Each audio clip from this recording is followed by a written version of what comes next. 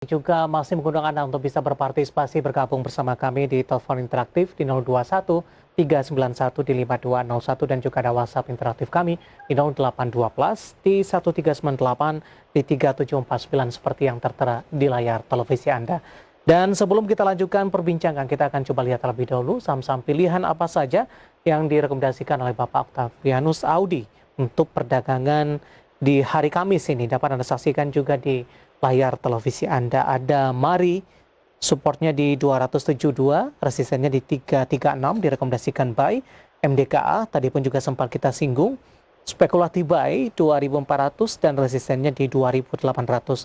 Waskita di 1000, resistennya di 1160, sementara Sumarekon atau SMRA, supportnya di 890, resistennya ada di 990, direkomendasikan buy. 4 saham pilihan yang direkomendasikan dan lagi-lagi keputusan investasi tetap ada di tangan Anda, para investor dan trader pasar modal Indonesia. Pak Audi, kita lanjutkan kembali, Pak. Iya. Ya, 4 saham pilihan yang Anda rekomendasikan, Pak Audi. Tadi MDKA juga sempat kita singgung, Pak. Ada Mari, Waskita, dan juga ada Sumarekon ini yang Anda rekomendasikan.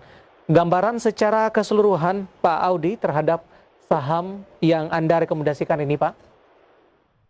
Ya, kalau untuk secara teknikal memang yang tadi dibahas atau yang saya suggest ini adalah secara teknikal, ya. Ini memang posisinya masih cukup menarik. Contohnya adalah untuk Mari setelah beberapa hari terakhir ini dia masih tertahan di level 288 dan akhirnya hari ini sudah break, bahkan dia sampai 296 tutupannya. Jadi saya pikir ini adalah langkah yang cukup menarik untuk Mari. Baik. Ya, Ya, halo. Ya. Silakan dilanjutkan, Pak. Ya. Jika memang ini masih berlanjut, ya, ini memang akan menjadi titik yang cukup menarik dan cukup baik sebenarnya untuk hari ini. Ya, dengan level targetnya adalah tadi terdekatnya di 336 untuk Mari. Jadi memang masih melanjutkan secara jangka panjangnya dia masih cukup bullish. Pak Audi, sebelum melangkah ke emiten selanjutnya, Pak, atau saham selanjutnya, sudah ada penelepon yang masuk. Kita akan coba sapa terlebih dahulu. Halo, dengan siapa di mana? Saya dengan Bambang dari Jakarta Timur. Baik. Selamat sore. Sudah ada Bapak Audi, Pak Bambang, silakan, Pak. Ya, selamat sore Pak Audi, selamat sore Pak David.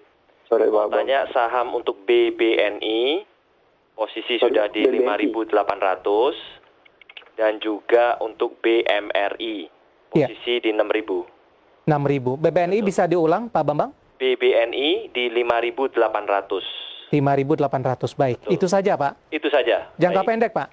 Panjang, Pak. Oke, baik, jangka panjang. Terima kasih, Pak Bambang. Nanti kita akan coba ulas. Dan kita lanjutkan kembali perbincangan bersama dengan Bapak Octavianus Audi. Tadi sudah ada Mari. Bagaimana dengan Waskita dan SMRA, Pak Audi? Ya, kalau untuk Waskita hari ini juga mengalami kenaikan volume transaksi yang cukup lumayan. Dan saya pikir ini adalah menjadi salah satu titik yang cukup baik juga. Tetapi kalau untuk secara tren, jangka menengah memang ini dia masih dalam posisi yang bearish. Jadi artinya memang untuk hari Kamis atau untuk pekan ini sebenarnya masih boleh untuk diperhatikan jika itu nanti dia break dengan level jangka menengahnya itu adalah di level 1070, ya, nanti boleh diperhatikan. Ketika dia break 1070 ini saya pikir akan menjadi titik poin yang cukup baik untuk Waskita Karya untuk melanjutkan kenaikannya. Tetapi jika memang masih gagal, yang artinya dia masih terus tertahan di level 1070, ini sebaiknya kita masih menunggu untuk level-level break berikutnya. Jadi memang masih boleh untuk diperhatikan. Tetapi sekali lagi untuk Waskita perlu dibatasi jika dia turun ke bawah 1000, ini lebih baik kita untuk stop dulu karena memang artinya dia masih tetap dalam tren yang downtrend. Artinya dia masih melanjutkan tren jangka panjangnya yang downtrend. Seperti itu. Baik, SMRA singkat saja, Pak Audi. Ya, kalau untuk SMRA, dia posisinya masih di dalam support 910 sampai dengan level 900. Jadi saya pikir ini masih cukup baik. Dengan level targetnya tadi boleh diperhatikan di 990 dulu. Itu adalah level tren jangka menengahnya. Jika memang dia tembus, ya artinya dia masih bisa melanjutkan. Tetapi jika malah turun ke bawahnya 890, saya pikir ini akan menjadi titik downtrend untuk Sumarekon. Baik, saham-saham pilihan yang direkomendasikan dan lagi-lagi keputusan investasi tetap ada di tangan Anda para investor dan trader pasar modal Indonesia. Pak Audi, kita akan coba jawab pertanyaan Pak Bambang yang ada di Jakarta Timur nih, Pak. dari perbankan Ya. Big Cap. Tapi sebenarnya juga sempat kita singgung tadi Pak Audi, kita akan coba review singkat saja untuk BBNI di 58 Pak, penutupan hari ini di 5325 sampai dengan akhir tahun. Tampaknya nyangkut di atas sepertinya Pak Audi. Ya, kalau untuk perbankan, khususnya perbankan plat merah yang besar, ini ada BBNI, BBRI, Mandiri, ya memang secara trennya ini masih dalam pola yang bearish. Jadi untuk saat ini level terbaiknya atau posisi terbaik jika memang BBNI ini bisa melanjutkan, artinya bisa bahkan lebih dari 5.800, ya ini adalah melewati level 5650 untuk step pertamanya. Tapi kalau kita lihat memang secara pola pun dia masih dalam posisi yang bearish, tapi kalau tujuannya memang untuk yang long term, sekali lagi tadi seperti yang sudah dibahas, ketika pemulihan ekonomi ini sudah mulai berjalan, seharusnya saham banking ini akan menjadi pendorong utama di ISG. Seperti Baik, BMRI Pak, selanjutnya 6.000 jangka panjang, potensinya bisa kemana Pak Audi? Oh ya, tadi BBNI dulu ya. BBNI ini potensi upside-nya tadi level pertamanya 5650. Jika memang pekan ini berlanjut, maka untuk tren yang jangka menengahnya atau sampai dengan akhir tahun ini adalah menuju level 6.700. Itu adalah posisi optimisnya untuk BBNI. BMRI. Ya, kalau untuk Bank Mandiri ini juga kurang lebih sama polanya. Ya, memang posisinya ini masih dalam posisi yang bearish untuk jangka menengah. Untuk level penentunya atau konfirmasinya bahwa Mandiri ini masih bisa upside, itu adalah dia harus menembus dulu level 6.000. Jadi step awalnya adalah di 6.000, even nanti dia masih gagal di 6.000, ya saya pikir ini masih akan masih bisa berlanjut penurunannya. Tapi jika memang pekan ini atau sampai dengan akhir tahun dia bisa tembus di atas 6.000, ini saya pikir akan menjadi cukup bagus untuk Bank Mandiri. Baik. Pertanyaan atau jawaban untuk Pak Bambang yang ada di Jakarta Timur. Kita beralih ke WhatsApp interaktif Pak Audi, cukup banyak yang masuk. Kita akan coba bahas untuk Astra Internasional. Kebetulan ada beberapa penanya di sini Pak. Kita akan coba sapa Bapak Anggiat di Bekasi, Astra Internasional 4.200 untuk jangka pendek. Selanjutnya tanpa menyebutkan nama dan lokasi, Astra di 58. Sarannya hingga akhir tahun Pak Audi. Jangka pendek dan jangka panjang Pak untuk Astra Internasional. Ya, kalau untuk jangka pendek atau untuk pekan ini sampai dengan akhir awal bulan depan, saya pikir untuk saat ini posisi Astra ini masih dalam range supportnya, itu adalah di level 5.000. Jadi even masih di atas 5.000 untuk Astra saya pikir masih cukup bagus.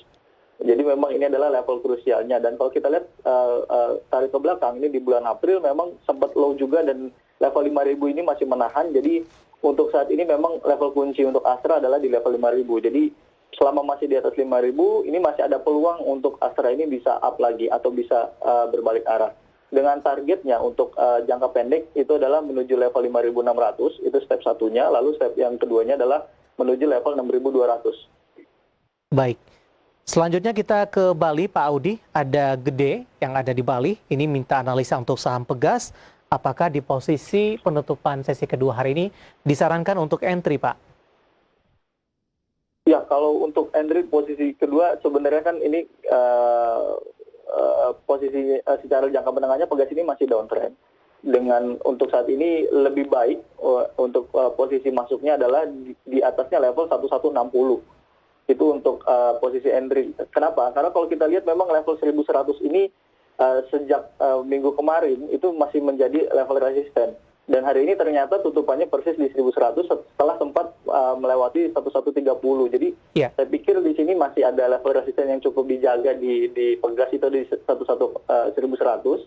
Ya, jika memang dia bisa melewati setidaknya 1160, ya ini saya pikir akan sangat menarik sekali untuk Pegas. Tetapi kalau dia masih belum bisa lewat 1160, saya pikir tekanan untuk turun masih ada untuk Pegas itu sendiri. Baik, ada Gede di Bali untuk Pegas, entry lebih direkomendasikan di 1160.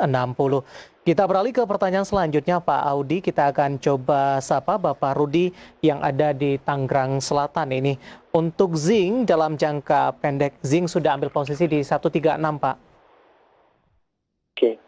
Ya, kalau untuk Zinc ini adalah salah satu saham yang volatilnya, fluktuatifnya cukup tinggi ya, yang artinya dia termasuk rentang geraknya ini cukup lebar. Tetapi kalau kita lihat secara teknikalnya, sebenarnya posisi sekarang ini adalah masih dalam posisi support.